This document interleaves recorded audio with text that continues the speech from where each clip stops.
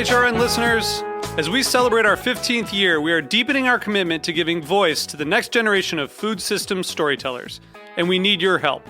Our internship and fellowship programs help activate new possibilities for underrepresented and underestimated young people through experiential journalism, audio engineering, and production training. Through these unique programs, HRN helps food equity stewards build essential workforce readiness skills that expand their potential and foster economic mobility. Please consider supporting these critical programs. And with a minimum donation, you can be entered to win a dinner for two at an amazing restaurant in one of 8 cities and tickets to a concert at a great venue in one of those cities. We have incredible partners across the country who have donated, as they also share our passion for helping to educate the next generation of food systems storytellers. Check out heritageradionetwork.org/15 to donate and enter to win today. That's heritageradionetwork.org/15 to donate and enter to win today. And make sure you donate before March 31st. Thank you. You're listening to Heritage Radio Network. Since 2009, HRN podcasts have been exploring the wide world of food, beverage, and agriculture. Learn more at heritageradionetwork.org.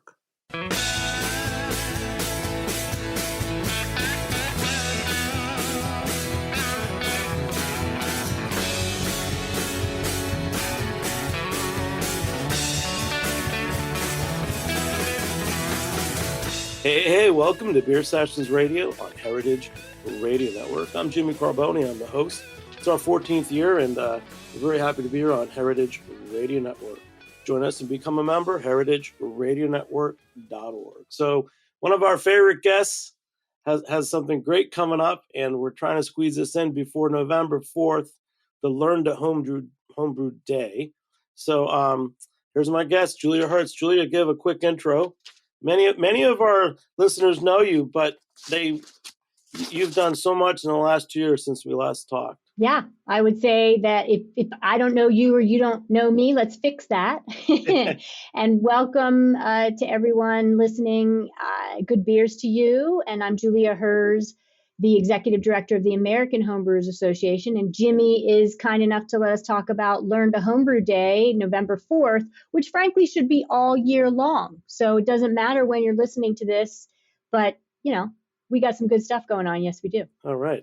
Well, Julia, we've known you for a long time, Brewers Association, accomplished educator, and many things in the world of craft beer. 2 years ago, it was a January 2022, episode 613, for those of you following. We had Julia on. It was called Brew On, and she had recently become the executive director of the American Homebrew Association.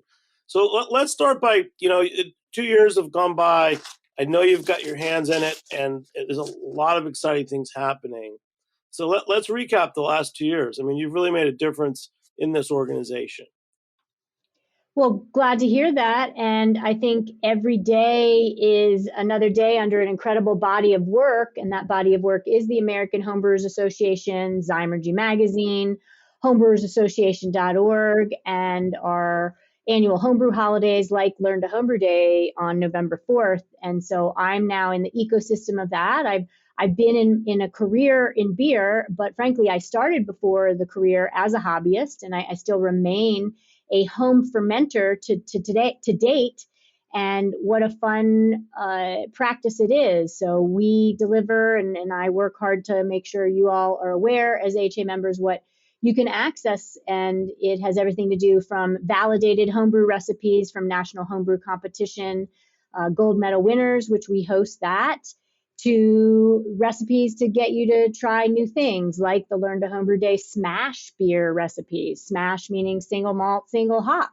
And it's all about reasons and rewards to brew, whether you're in beer in the biz or in beer just for sensory reward and enjoyment. It's an amazing community. And one of the ways that things are enhanced is by homebrewing. And we bring people to the table to do that in a way that no other organization has and does. No, it's amazing. Years ago when we were first starting, it seemed like homebrewing was the avenue for people when they were just hoping to open a brewery. But now when you say the word hobby, it makes a lot of sense. I mean, it's okay to have a hobby, isn't it? It should be. We all should have pastimes that help bring us renewal, learning, growth, exploration, expanded community that are just for fun. And you want to talk about where the fun in beer is, it's in brewing on your own. It's experimenting. It's taking a established, maybe old world beer style and giving it your own personal twist. It's experimenting with different types of yeast or different types of fermentables. And yeah, it's all about fun. And I think it should be a pastime for anyone that is into beverage and food. Great. When you first started, about little over 2 years ago, right? Yep. What were some of the? Did you have to make changes, or are you just amplifying the messaging? What have you been really got your teeth into, especially in the beginning? Sure. So some of the focus when you come into a national organization that has 30,000 plus members, which we still do today, is getting to know the resources and benefits and then drilling down on what we can continue to do great and evolve. For example, we added Zymergy Live. Zymergy is the main magazine. It is literally the publication that you get as an American Homebrewers Association. It's been published since 1978. And now we have a monthly webinar exclusive to AHA members. We also evolved a homebrew holiday in August that we have every year, Mead Day, to now Home Fermentation Day. So we're giving people recipes not just for brewing beer, not just for brewing cider and mead, which all of those have such great reward to do, but if you're brewing any of those, know you already then have the equipment to do everything from canning to cheese making to fermenting hot sauce to kombucha to kimchi to miso, and the list goes on and on. So in the last 2 years, we continue to expand the horizon of what anyone's mindset is in being a home brewer.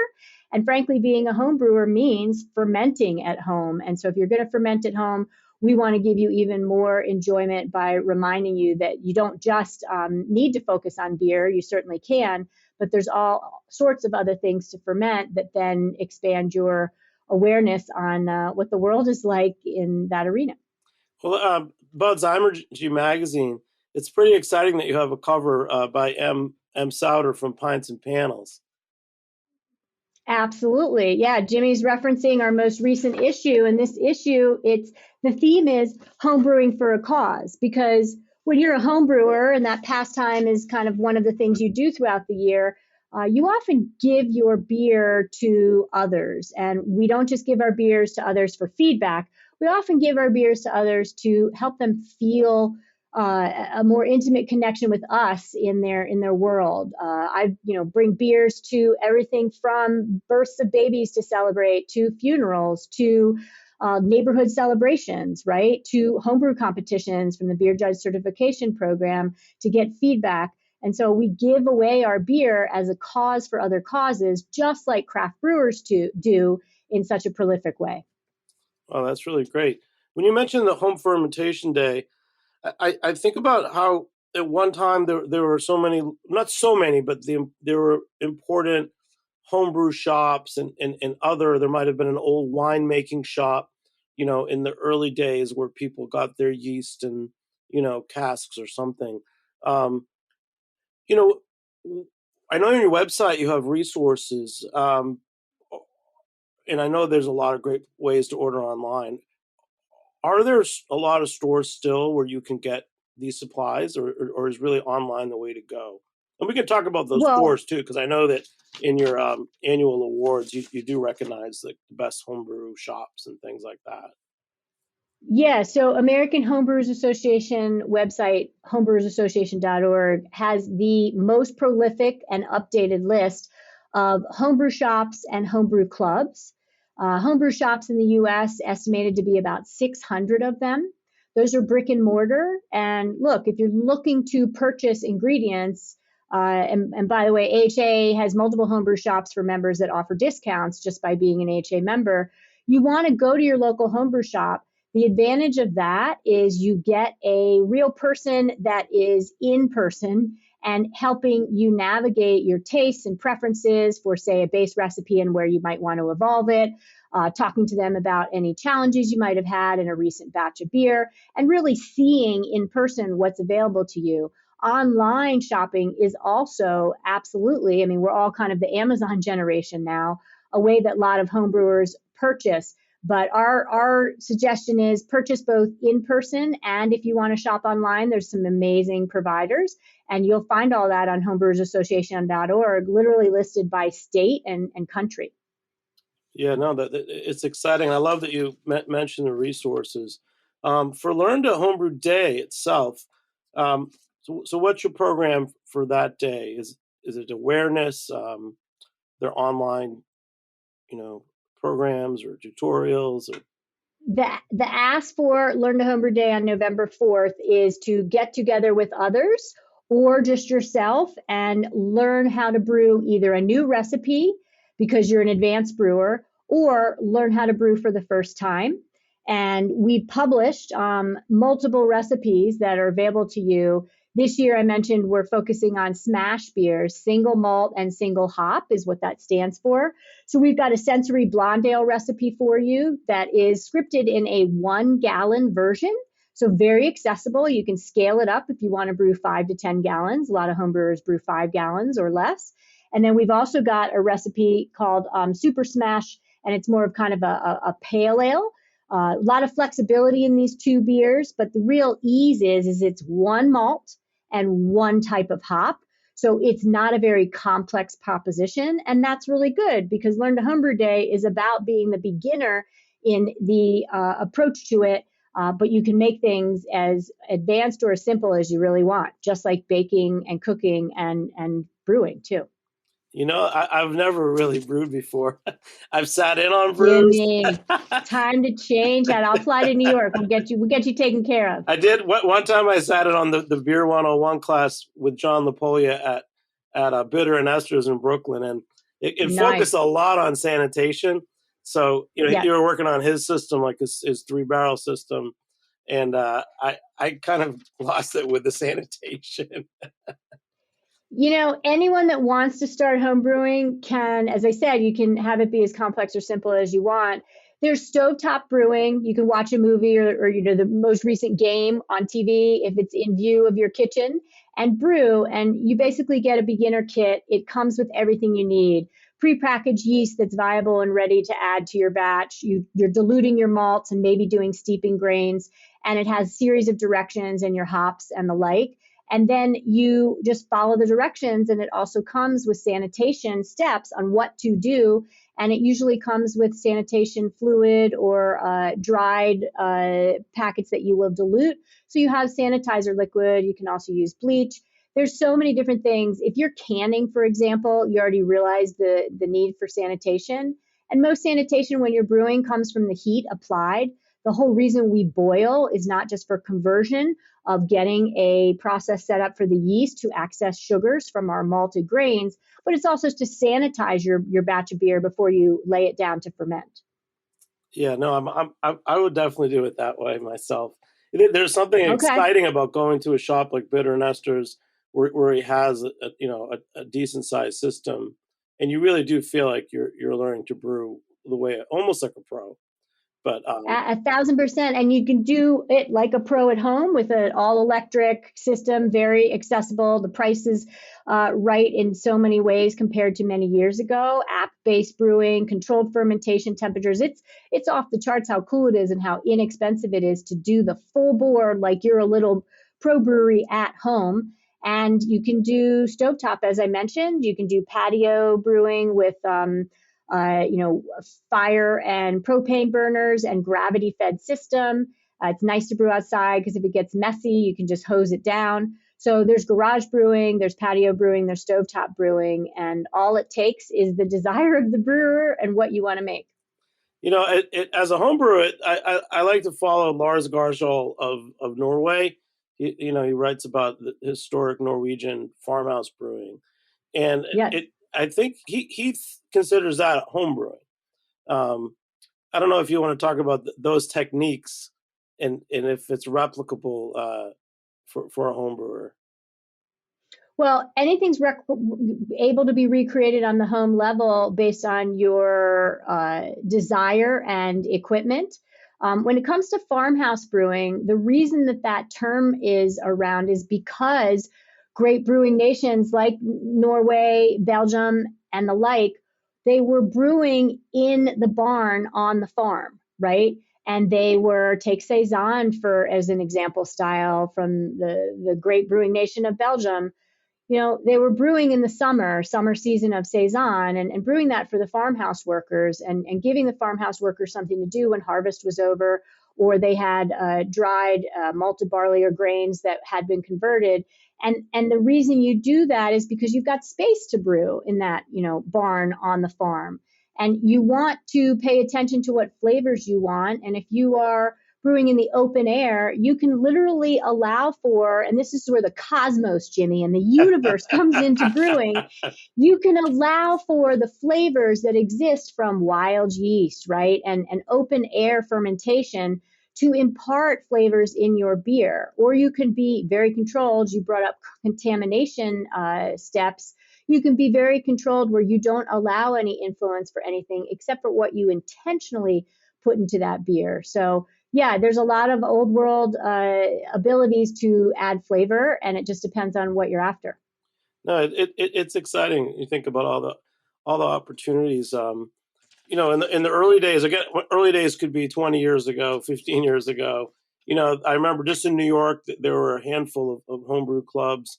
One of them, the Malt Barley Appreciation Society, the New York City Homebrewers Guild, where I know that guys like Garrett Oliver were first brewing in those. And we recently had a show where we were talking about the earlier days of New York City before there were a lot of new breweries. And so many of the brewers that we know, that was their one outlet, was being in a homebrew club, sharing their beers and tasting, because there weren't even that many breweries they could work in. I'm thinking about different clubs that have been in your homebrew con, your annual awards, and tell us what the annual awards are, because I get confused. There's so many great beer awards, but I keep seeing so many people I know winning at your homebrew awards. So National Homebrew Competition is the world's largest homebrew competition, hands down. And the AHA, we run that for 40 plus years.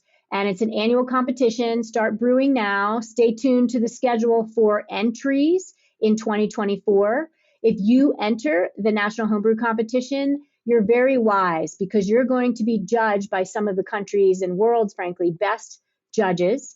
And you are competing head to head, if you make it past first round, with give or take 10 regions of the country that have also had first round to be then judged in the final round. So if you win a medal at the National Homebrew Competition, it's true bragging rights to say you make one of the, if not the best examples of a beer style in the world.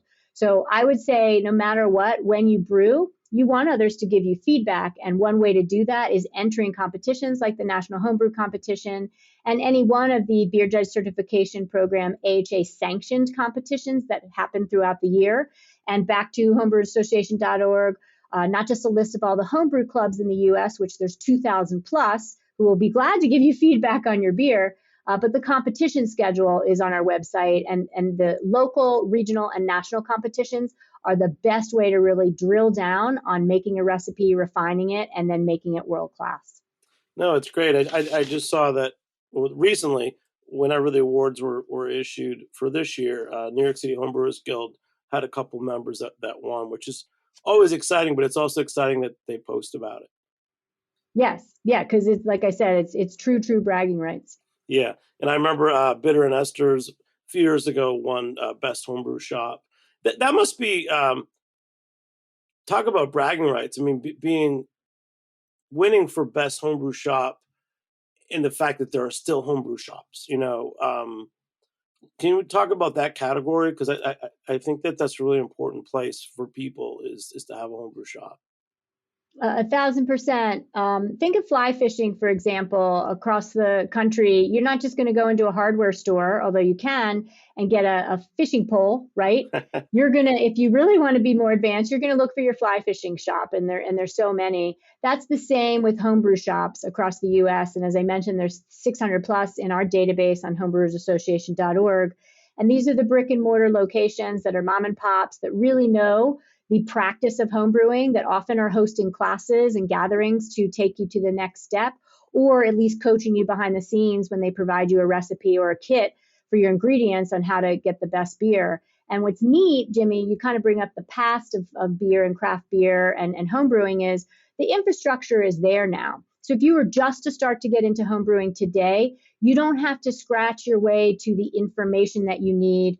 Homebrewassociation.org and AHA, you join or renew, we give you a free book from our 60 plus book title collection from Brewers Publications right when you join. So don't miss out on that. And so the information is there on websites, in our magazines like Zymergy and the shops. So I think it's about saying that today the infrastructure is there, definitely based on the times for all small indie businesses. Small businesses are having a harder time, but they're the ones, the homebrew shops, that are keeping their doors open and bringing the community together for homebrewing. And they're the ones, frankly, that have advanced homebrewing to the level that helped many professional brewers today learn and iterate and invent what they wanted to create on the pro side, and they're still delivering that today, day in and day out. Are there any homebrew shops near you or that you can recommend in Colorado? Oh yeah, well I know Heritage Radio Network, Jimmy, and your body of work and all your shows. You have a global audience. But Jimmy's right. I'm in Boulder, Colorado here, and northern Colorado Homebrew Supply, which is attached to Vision Quest Brewing, is a great one. I'm doing, frankly, for Learn to Homebrew Day, I'll be doing an in-person demo beer at the Brew Hut in Aurora, Colorado, near Denver. There are so many shops that are doing activities on November 4th, and brew-ins, we call it, where people just bring their equipment to the shop and all brew together, or gathering at breweries or homebrewers' homes. And brewing together is one of the more fun things to do. Plus, I'm a big fan of mobile brewing, because when you really want to challenge yourself, you say, let's take the equipment on the road and see what you might miss or have forgotten at home. And then you have to MacGyver it and figure out how to still pull the batch off and the brew day off, and that's easy enough to do. Well, that sounds like fun. Are you talking about putting it in the back of your pickup truck and driving around? Totally. One of my Zymergy columns that you can see on homebrewassociation.org talks specifically about mobile brewing. I have a pop-up camper, Jimmy. It's an A-liner camper where it's kind of A-frame, and my minivan pulls it immediately. People are like, how's that happen? I don't know. It still gets pulled along. And so I have brewed on my in and out stove, which is just your typical 2-burner camper stove connected to propane that you can brew in the camper or outside the camper. And I've done both. And I've done 1 gallon all grain brew in a bag. That means your kettle is both a mash tun and a boil kettle by virtue of having a big bag that you can then pull the grains out. That's your mash. And then the grains are out and the liquid left is what you boil. And wow, it's easy enough to do. All grain 1 gallon, and you can do it anywhere. Mobile brewing is a thing, and it's super fun. That sounds really cool. Keep telling me more about Colorado, because with you guys, Charlie Papazian, it's in some sense the cradle of modern craft beer. Love that. Cradle of modern craft beer. And I'm sensitive to all the pride in so many of the states, all the states, frankly. But Colorado, home to the Brewers Association, who's the parent organization of the American Homebrewers Association. Also home to Great American Beer Festival that we on the AHA and BA side host every year. It's a hotbed of innovation and breweries. And I would say that anywhere in Colorado you go, and now Senator Hickenlooper, who is former governor, he calls Colorado the Munich of the West. And I believe it because I live here and I know that. And innovations like, craft beer in cans, which was not a normal proposition. It was only the big international conglomerates that used to can their beer because it wasn't accessible. That came from Colorado, right? Oscar Blues Brewery started that. You've got, I think, a Great Divide and, Yeti, the amazing stout that really just kind of set off a revolution in beer styles. I think about Dell Brewing and their IPA, India Pale Ale out of Fort Collins, that really taught a lot of people what a balanced, nuanced India Pale Ale could be about. So a lot of innovation in my state. I'm lucky enough to be in Colorado's Front Range. And yeah, I love where I live and I'm sticking to that story. No, it's great. We were talking about the kits Also 10, 12 years ago, 13 years ago, there were these kids in New York. They had a thing called Brooklyn Brew Shop, they had a kit that you could buy, and they had it in Barnes and Nobles and other places when there were still bookstores. I'm only mentioning them because I followed them a lot, and some of the things they were doing, they had recipes based on beers that they like, from breweries, and they also eventually got into different types of fermentation kits. Now, I don't even know if they're still around, but They are. they are. Yeah. So I just was thinking again about this arc of modern home brewing, the last 12, 15 years. If you want to say any more about it, because I like that you're going into fermentation. I think that I, I feel like you've nailed it, because all the things you mentioned, from kimchi to hot sauce to cheese making and sourdough, they're all kind of in the same family, aren't they? People that like to do those things will also like to make beer, conversely. I would agree. And it's a very rewarding activity to me, especially. And I've been homebrewing for decades now. Not just the brew day, but the day of constructing my recipe, then the brew day, then 2 weeks later, give or take, either transferring to secondary or queuing things up to clarify my beer and getting ready to bottle or can or keg it. And the same thing goes, and you talk about the modern version of homebrewing with today's exploration, where we're seeing more people talking and making cider. We're seeing more mead absolutely on the map and come to be, fermented honey wine, that is. And so I would say, in the modern version of what homebrewing is contributing to the whole beer movement, and frankly, food and beverage, is still the ability to innovate, collaborate. You talk about one way that homebrewers have influenced the pro beer scene is you'll see competitions, including at the Great American Beer Festival, called Pro-Am competition, where a pro brewer and a home brewer collaborate on a beer.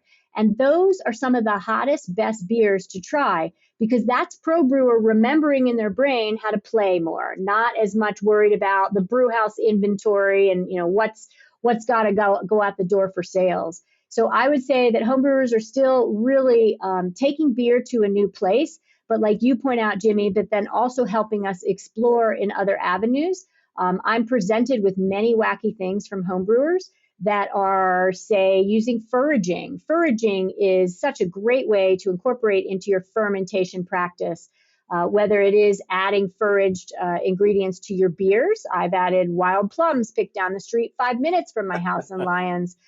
Choke cherries that grew in my backyard that Mother Nature, Jimmy, put that bush there and added it to a Baltic porter that then became a choke cherry Baltic red, right? So foraging is great. And then we can also ferment those with not malted barley, but with other types of additions too. And the list goes on to types of botanical beers or botanical beverages. And just exploring with what's around you puts you even more in touch with the beverage itself if you're sourcing some of your own ingredients. Well, now this is the exciting thing. As I walk down the street, what I could brew with. Right. Let's stay on this topic. We're going to take a short break. We'll be right back in a few minutes on Beer Sessions Radio. Hi, listeners. We wanted to let you know that Heritage Radio Network's Julia Child Fellowship application is now open. The fellowship offers an enriching experience for aspiring food writers and journalists who share our passion for food systems change. The fellowship is a great way to progress in the field of food journalism and digital media, and will start in early January 2024. This fellowship will provide participants with hands-on experience, mentorship, and access to an extensive network of industry professionals. The application deadline is November 27, 2023. Check out heritageradionetwork.org and click on the Julia Child Foundation Writing Fellowship link to learn more. If you or someone you know has interest in food studies and journalism, this might be a great fit. Go to heritageradionetwork.org and check out the application today. Thank you.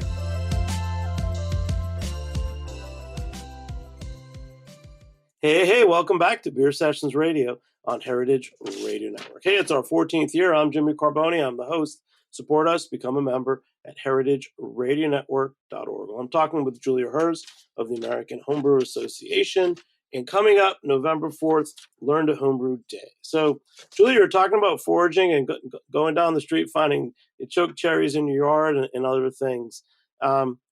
that takes me back to some of the early homebrew meetings I was at, whether they were talking about things like spruce or pine needles, ginger, dandelion. It seems like the possibilities for adding ingredients is endless, isn't it? It really is, and it's paying attention to what those ingredients will bring to the table. There's a book actually that we publish, and again, if you join or renew, you can get it. You can request it for free. Is Sacred Herbal and Healing Beers by Stephen Bruner. And that book documents so many beers pre-industrial revolution for our country, the United States. And it talks about some of the ingredients that Jimmy's bringing up and those Gruit style beers where pre-1400s, the discovery of the wonderful flower and the bittering agents and flavoring agents and terpenes and balancing aromatics from hops had yet to be discovered. So many beers were using other things to bring bitterness, for example, to the table to balance the residual sugar from barley. And those are Gruit beers. And you can find so much documented on that. And you can throw into beer other things besides hops or with hops to help balance the barley and work in synergy and find echoes and bridges to the barley that are just extremely fun. Think about American style hops. And if you're aware of what American style hops bring to the table, I talk about the forest and I talk about the tropics, right? Those are kind of two different travel lanes to go in for flavor profiles for American hops, at least. The forest would be spruce, juniper, pine. You find those types of flavors when you work with American hops, or the tropics like clementine, tangerines, guava, pineapple, etc. We can think about those flavors and bring actual fruit or spices or botanicals to the mix that do what hops already are doing to complement them or replace hops. And then you have an entirely different type of beer that, frankly, you're tailoring to your taste and just might be the next lightning in a bottle. You never know. Yeah. Well, it sounds like you can still play when you're a home brewer. I remember, gosh, again, so many years ago, 13, 14 years ago, Green Flash and Saint Fulien of Belgium had done a series of collabs. And when the Belgian brewers came to California, they found wild fennel growing on the side of the highway. and that's what they incorporated into that beer. And I love hearing those stories. I'll tell you, Jimmy, I was just brewing in Indiana with a American Homebrew Association member that found a geocached hose clamp ring. A hose clamp is you're laughing because you love this. It's a clamp that you would use to attach vinyl tubing to a keg as a home brewer so you can dispense your beer. I have geocached my hose clamp ring or a version of it in multiple areas of the country. And when somebody has found that ring, I then come to brew with them. Well, I brewed with Andrew Ackers and his wife in Indiana because I made good on him finding my hose clamp ring at a stadium during Indiana Brewers Cup at the Indiana State Fairgrounds. And what we brewed incorporated his wife Mary's grandma's rhubarb. So we talked about collaborating on a beer, maybe a triple, maybe a saison, right? And landed on a beer base that was going to work well with that fruit. And then the rhubarb was from a very meaningful place, Mary's grandma's garden. And the fact that that rhubarb was, I tasted it, it was going to bring like some acidity, some bright, beautiful colors, right? Some more herbaceousness from kind of the vegetal matter from that actual rhubarb. So yeah, the point is that you can use things of meaning from your backyard or from others that you've sourced it and really take beer to the whole next level. So how do we keep up with your geocache things? So yeah, and the key is I put it on Instagram when I have hidden one. Well, Homebrewers Association is, you follow us at Homebrew Assoc on all the major platforms. We have hundreds of thousands of followers. Immediately you'll be connected into an amazing community. And then my own channel where I have, you follow my beery adventures is at Immaculate Fermentation. Oh, that's great. Wow, back to the finding ingredients for brewing. Years ago, two brothers in Maine wrote a book called The Homebrewer's Garden, and I loved it. I can't think of their name, but I went one time we were on with another brewer, and he had that book on his shelf, It seems like that is the same. You know, it strikes a chord like your sacred and herbal book. Do you guys have, what are the books that you have for homebrewers? And you got to keep telling me the link, because I didn't realize you had so many books available. Well, homebrewersassociation.org is our main website. Brewers Publications is our publishing arm. I mentioned sacred herbal and healing beers. You, from 60 plus titles, have so much to choose from.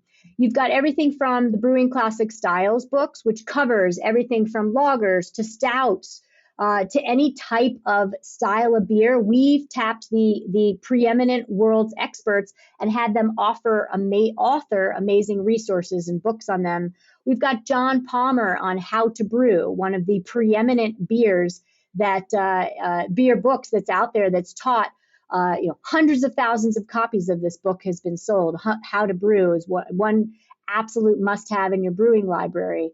And I think, just like any enthusiast, we should say that our libraries, whether you go digital form or printed, I prefer printed because you can mark it up, make notes, put stickies and pages, but we sell them in both versions.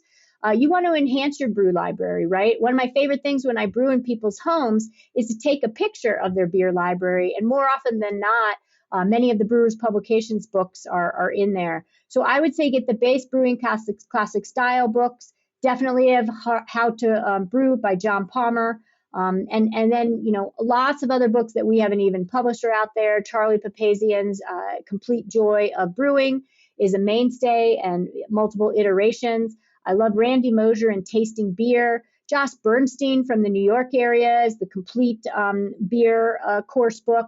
Lots of great resources out there, and books are one avenue to really enhance and up your brewing game. And that's a great point. And over the years, and on Beer Sessions Radio, we've interviewed and reviewed so many of the books of the last 12 years. It's kind of amazing. One of my favorites, there was recently a book about Pilsner. There's just been so many good books. But yeah, I want to thank you for coming, and I'm going to ask you a couple of deep questions right now, because I've got you here.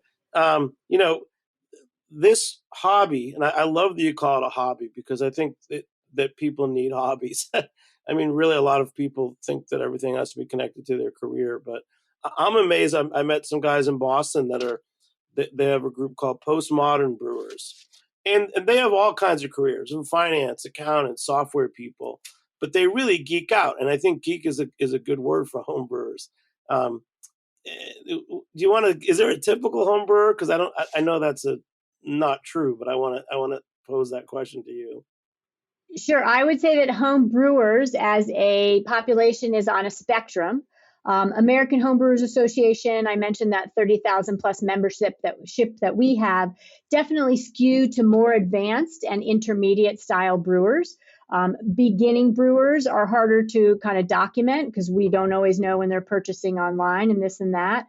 But what we want to do, because it skews more towards one population, which is a certain age of, cis white male, but that's similar and mirrors the demographics for beer drinkers, right? One of the things you asked earlier in the combo of what I've been working on is let's advance the notion of homebrewing, and I invite everyone to the homebrew party. That means really drilling down and bringing to light and featuring all walks of life, even underrepresented populations and women identifying individuals that also brew, and giving them a platform. So we're doing that through Zymergy Magazine. We're doing that through our Zymergy Live and webinars and website. And so I would say that, I want to remind everyone that no matter who you're learning from in any topic of your life, try to mix up who you are exposed to. And we on the AHA side are also working to do that, to bring you leaders from all areas and all walks of life, because there's not just one person that should brew beer or enjoy beer.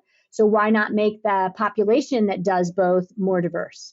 Yeah, when you talk about, doing a patio brew or being in a farmhouse and that process, I understand. I think when you think craft beer, you think guys, but I can see it being something different. You know, I know a woman that was in Caribbean American in Brooklyn who had a brew shop, and she was making some traditional fruit, you know, fruit fermented drinks. And you kind of think about, how do you get people sitting around brewing as like a social circle? You know, is that really what your goal would be? Is that what the brew-ins are? Um, I'm not sure. I'm not sure where I'm agreeing with you, and I can just imagine people sitting around brewing, and it doesn't have to be an all macho thing either. Right. And I mean, let me try to articulate what you're after, because I agree with it. And that's why it's an area of focus for us. We want to provide the American Homebrewers Association reason and rewards for brewing. And we want to do that to as many people as possible, because the best comes from the decisions contributed to, the participation by, from the broadest amount of people. I mean, research backs this, that companies and organizations often have better sales, better results, better satisfied customers, the more diverse that they are. There's literally data to back that. And so I would say that any hobby and representative group also would benefit from the broadest amount of people. Then we're getting the broadest amount of cultural influence from many different walks of life. And that is, to me, very powerful. We want homebrewing to learn from all the opportunities that our, hobbyists have been exposed to in their day-to-day lives. And by doing that, we'll have more great beers to try and many more fermented beverages that we've never heard of, that then we start to want to brew and drink as well. Yeah, no, when you say the joy of brewing, the joy of home brewing, I'm picturing. I've seen ads for the NFL, for example, and watching football games where there's a lot of diversity, and I know that in the professional life, careers, there's definitely a push, whether it's for more diversity in writing or workers or Pink Boots Society. But yeah, you're right. I haven't seen pictures of diverse people sitting around a big brew. And hanging out and having a good time doing it. Maybe that's part of your upcoming strategy. Well, it's not a strategy as much as now really becoming part of the DNA. If you follow Zymergy magazine and work your way through the imagery and the authors, you're seeing a much broader walk of life. And some of that has to do with concerted effort. And some of that just organically has to do with the fact that there are more people out there that are using their voice that maybe normally wouldn't have been tapped or felt confident enough to present themselves as authorities and experts in the first place. And I'll bring it all back to the big picture, because beer has, no gender or demographic. So appreciation and brewing shouldn't either. And I mean, to me, home is the place to be, right? Home is where your heart is, your community is, your reward is. Think about a brew day. Imagine, no matter who you are, don't script yourself as one type of brewer. You are a brewer if you want to be one. So imagine eradicating any barriers in your mind. And what's a brew day smell like at your house? How Yeah, good is that? Enrichment, right? And your windows, imagine, maybe because you're brewing a stovetop while you're watching a movie, it getting a little steamy and foggy, and wow. And then as the brew day progresses, what does it feel like once you actually have your beer fermenting? And you wake up the next day and you look across the room, and in a carboy, a little 5-gallon vessel or 1-gallon vessel that's glass, that's wrapped in your favorite t-shirt to keep it protected from light. You peek into that glass under the t-shirt and you see fermentation. You smell through the top of that carboy an airlock that allows gas to escape as yeast are fermenting and no contamination to come into the carboy. You smell that beer fermenting. And as you speak to your partner, that yeast and the beer can hear you, and it literally listens to your rhythm of music. And so throughout the process, you are now seeing it, smelling it, and then you're caring for it when you bottle it or keg it or can it. And then you hand it to somebody and you crack open that beer, or you have the hiss right from the tap and you literally see it fill the glass. And then you drink it with somebody that says, you not only just quenched my thirst, you filled my soul. That is homebrewing, and that's what homebrewersassociation.org and AHA brings you to the table to do, and helps you become the best of it if you want to go that far. That's amazing. Thank you. And I want to give a shout out to my favorite homebrewers. It's a man and a woman. It's Zach and Virginia. And in their home, besides that they're cooking, they may have tapped their maple tree or spruce tree, and they're doing something fun with that sap. They're also homebrewers, and they've also made cider too. So it's in all of us, and I really was happy to talk to you about this. I don't. Right now, all the shows we're usually a few weeks out, but we're going to rush and get this out this week in time for November 4th, the Learn to Homebrew Day. And just want to thank you so much for what you've been doing, Julia. The last 2 years have been really exciting. I'm going to subscribe for Designergy because once you find some panels on the cover, I got to get every issue now and see what you keep doing with it. So thank you so much. Thank you, and cheers to all the listeners. Happy brewing, and don't be shy to reach out. We hope you have excellent beer and fermentation fun. That's what it's all about. All right, Learn to Homebrew Day, November 4th, Jimmy Carboni. Big thanks to Julia Hurst for joining us. Thank you to Armin Spengen, our engineer. I'm Jimmy Carboni. We'll catch you next time. Beer Sessions Radio on Heritage Radio Network. Thank you. Beer Sessions Radio is powered by Simplecast. Thanks for listening to Heritage Radio Network. Food radio supported by you. Keep in touch at heritageradionetwork.org/subscribe.